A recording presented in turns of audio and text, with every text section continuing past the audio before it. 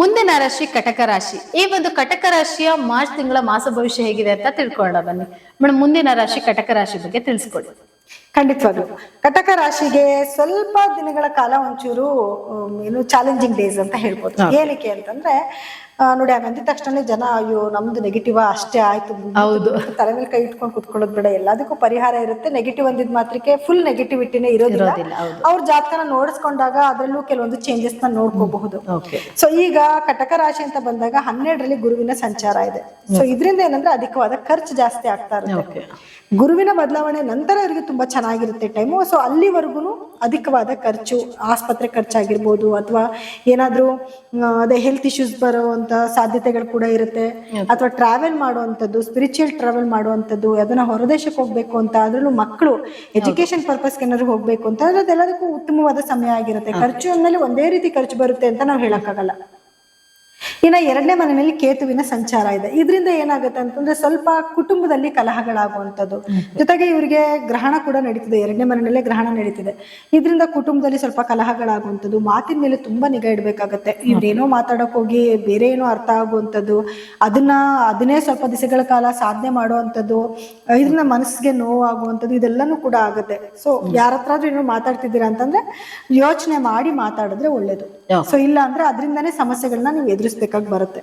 ಇನ್ನು ಆರೋಗ್ಯದ ಸಮಸ್ಯೆ ಇವ್ರಿಗೆ ಏನ್ ಬರುತ್ತೆ ಅಂತಂದ್ರೆ ಕೆಲವೊಂದು ಥ್ರೋಟ್ ಇನ್ಫೆಕ್ಷನ್ ಆಗುವಂಥದ್ದು ಅಥವಾ ಕಣ್ಣಿನ ಪ್ರಾಬ್ಲಮ್ ಬರುವಂಥದ್ದು, ಈ ರೀತಿ ಕೆಲವೊಂದು ಸಮಸ್ಯೆಗಳನ್ನು ಕೂಡ ಎದುರಿಸಬೇಕಾಗಿ ಬರುತ್ತೆ. ಅಥವಾ ಹಲ್ಲಿಗೆ ಸಂಬಂಧಪಟ್ಟ ಪ್ರಾಬ್ಲಮ್ಸ್ ಗಳಾಗುವಂಥದ್ದು. ಇದ್ರ ಜೊತೆಗೆ 8ನೇ ಮನೆಯಲ್ಲಿ ಗ್ರಹಗಳ ಒಂದು ಸ್ಥಾನ ಏನು ಅಂತಂದ್ರೆ 8ನೇ ಮನೆಯಲ್ಲಿ ರಾಹು, ಬುಧ ಮತ್ತೆ ಕುಜರ ಒಂದು ಏನು ಸಂಚಾರ ಇದೆ. ಈಗ ಆಲ್ರೆಡಿ ರಾಹು ಇದ್ದಿದ್ರಿಂದನೇ ಅವ್ರಿಗೆ ಕಷ್ಟ ಆಗ್ತಿತ್ತು. ಏನು ಆರೋಗ್ಯದಲ್ಲಿ ಏರುಪೇರುಗಳಾಗೋದು, ಬ್ಲಡ್ ರಿಲೇಟೆಡ್ ಪ್ರಾಬ್ಲಮ್ಸ್ ಆಗೋದು, ಏಳೋದು ಬೀಳೋದು, ಏಟ್ ಮಾಡ್ಕೊಳ್ಳೋದು, ಇದೆಲ್ಲನೂ ನಡೀತಿತ್ತು. ಇದ್ರ ಜೊತೆಗೆ ಬುಧ ಮತ್ತೆ ಕುಜನೂ ಕೂಡ ಸಂಯೋಗ ಆಗಿದೆ. ಸೊ ಇದರಿಂದ ಏನಾಗುತ್ತೆ ಅಂತಂದ್ರೆ ನೋಡಿ, ಕುಜ ಸ್ವಲ್ಪ ಸ್ಪೀಡ್ ಜಾಸ್ತಿ ಮಾಡೋದು, ಇವ್ರಿಗೆ ಇದ್ದಕ್ಕಿದ್ದಂಗೆನೆ ಗಾಡಿ ತಗೊಂಡ್ರು ಅಂತಂದ್ರೆ ಹೆವಿ ಸ್ಪೀಡ್ ಹೋಗೋದು, ಎಲ್ಲೋ ಗುದ್ದಿಯೋದು, ಏಟ್ ಮಾಡ್ಕೊಳ್ಳೋದು, ಅಥವಾ ಇವ್ರು ಕೇರ್ಫುಲ್ ಆಗಿ ಹೋಗ್ತಾರೆ ಇನ್ಯಾರೋ ಬಂದು ಏನೋ ಮಾಡೋದು, ಈ ರೀತಿ ಕೆಲವು ಮೂಳೆಗಳಿಗೆ ಏಟ್ ಆಗೋದು, ಈ ರೀತಿ ಸಮಸ್ಯೆಗಳಾಗತ್ತೆ. ಇನ್ನು ಬುಧನು ಕೂಡ ಅಲ್ಲೇ ಇರೋದ್ರಿಂದ ಏನಾಗುತ್ತೆ, ಸ್ವಲ್ಪ ನರಕ್ಕೆ ಸಂಬಂಧಪಟ್ಟಿರೋದು ಕೆಲವು ಸಮಸ್ಯೆಗಳಾಗೋದು, ಅಥವಾ ವಿದ್ಯಾರ್ಥಿಗಳು ಓದಿದನ್ನ ಬೇಗ ಮರ್ತೋಗ್ಬಿಡುವಂಥದ್ದು, ನೆನಪು ಎಷ್ಟು ಕಷ್ಟಪಟ್ಟು ಪಾಪ ನೆನಪು ಮಾಡ್ಕೊಂಡ್ರು ನೆನಪಾಗೋದಿಲ್ಲ. ಅದಕ್ಕೆ ವಿದ್ಯಾರ್ಥಿಗಳು ಸ್ವಲ್ಪ ಜಾಸ್ತಿ ಎಫರ್ಟ್ ಹಾಕಿ ಓದ್ಬೇಕಾಗತ್ತೆ ಈ ಸಮಯದಲ್ಲಿ. ಗುರು ಬದಲಾವಣೆವರೆಗೂ ಕೂಡ ಇವ್ರು ಸ್ವಲ್ಪ ಜಾಸ್ತಿ ಇವ್ರು ಎಷ್ಟು ಅಧ್ಯಯನ ಮಾಡ್ತಾರೋ ಅಷ್ಟು ಒಳ್ಳೆ ಇದನ್ನ ನೋಡ್ಬೋದು. ಆದ್ರೆ ಯಾರೆಲ್ಲ ಸೈನ್ಸ್ ಬ್ಯಾಕ್ ಗ್ರೌಂಡ್ ಅಲ್ಲಿ ಓದ್ತಿದ್ದಾರೆ ಅವ್ರಿಗೆ ತುಂಬಾ ಒಳ್ಳೇದಾಗತ್ತೆ. ಬಿಕಾಸ್ 8ನೇ ಮನೆ ಅನ್ನೋದು ಒಂದು ಆಳವಾದ ಅಧ್ಯಯನ ನೋಡುವಂತ ಒಂದು ಜಾಗ ಆಗಿರೋದ್ರಿಂದ, ಸೊ ಆಳವಾದ ಅಧ್ಯಯನ ಯಾರ್ಯಾರು ಮಾಡ್ತಿರ್ತಾರೆ ಅವರೆಲ್ಲರಿಗೂ ಕೂಡ ಶುಭ ಸುದ್ದಿನ ನೋಡ್ಬೋದು. ಹಾಗೆ ಮನೆಯಲ್ಲಿ ಕೆಲವೊಂದು ಘಟನೆಗಳು ಯಾವ ರೀತಿ ಅದನ್ನು ಅನ್ಎಕ್ಸ್ಪೆಕ್ಟೆಡ್ ಥಿಂಗ್ಸ್ ನಡೆಯುವಂಥದ್ದು, ಇವ್ರು ಅನ್ಕೊಂಡಿರಲ್ಲ, ಅದು ಒಳ್ಳೇದು ಆಗಿರ್ಬೋದು ಕೆಟ್ಟದ್ದು ಆಗಿರ್ಬೋದು, ಒಳ್ಳೆ ರೀತಿಯಿಂದ ಹಣ ಬರೋದು ಆಗಿರ್ಬೋದು ಅಥವಾ ಹಣ ಕಳ್ಕೊಳ್ಳೋದು ಆಗಿರ್ಬೋದು, ಎರಡೂ ತರದ್ದು ಇವ್ರ ಜೀವನದಲ್ಲಿ ನಡೀತಾ ಇರತ್ತೆ. ಇನ್ನ ಇವ್ರಿಗೆ ಏನು 9ನೇ ಮನೆಯಲ್ಲಿ ಶನಿ, ಶುಕ್ರ ಮತ್ತೆ ರವಿ ಗ್ರಹಗಳು, ಇಷ್ಟು ಗ್ರಹಗಳ ಸಂಚಾರ ಇದೆ. ಸೊ ಇದರಿಂದ ಒಂದು ಅದೃಷ್ಟ ಬದಲಾಗುತ್ತೆ. ಏನು ಅಂತಂದ್ರೆ ಕೆಲಸದಲ್ಲಿ ಒಳ್ಳೆ ಆಪರ್ಚುನಿಟೀಸ್ ಬರುವಂಥದ್ದು, ಅಥವಾ ವ್ಯಾಪಾರ ಮಾಡ್ತಿದ್ರೆ ಅದ್ರಲ್ಲಿ ಒಳ್ಳೆ ಆಪರ್ಚುನಿಟೀಸ್ ಬರುವಂಥದ್ದು, ತಂದೆ ಮನೆಯಿಂದ ಕೆಲವೊಂದು ಏನಾದ್ರು ಸಿಹಿ ಸುದ್ದಿಗಳನ್ನ ಕೇಳುವಂಥದ್ದು, ಪಿತ್ರಾರ್ಜಿತ ಆಸ್ತಿ ಬರುವಂಥದ್ದು, ಅಥವಾ ಅದ್ರ ಬಗ್ಗೆ ಏನಾದ್ರು ಕುತ್ಕೊಂಡು ಮಾತಾಡುವಂಥದ್ದು, ಇದೆಲ್ಲನೂ ಕೂಡ ಅವರು ನೋಡಬಹುದು.